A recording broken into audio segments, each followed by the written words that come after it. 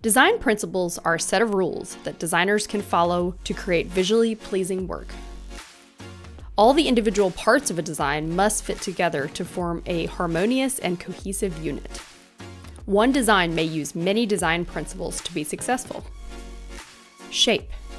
Shapes are 2D and forms are 3D. Shapes can be described as geometric, organic, and abstract. Line. Lines can be straight, wavy, thick, thin, dotted, dashed, and so on.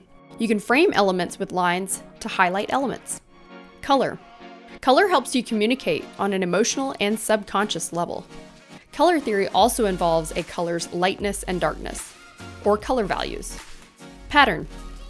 Pattern is the act of repeating the same or similar design elements and making them come together as a cohesive whole. Balance. Each element in a design has a visual weight and can have symmetrical or asymmetrical balance. You can adjust your design's balance with scale and composition. Texture. Texture refers to the sense of feeling, touching, and tactility. Texture gives depth to designs.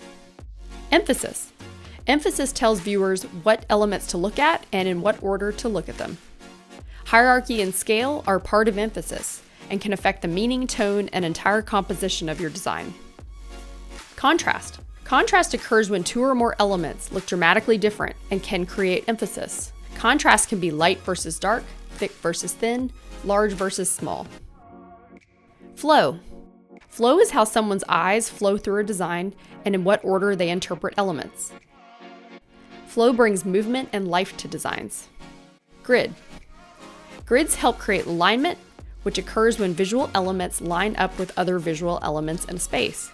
Good composition starts with a grid. Negative space. Negative space is the space between elements. Breathing room can add style and elegance to designs. Learn and apply these design principles to your work to create visually appealing, consistent, and functional designs. Follow Crye Studio to learn more about using design principles in your work. Thanks so much.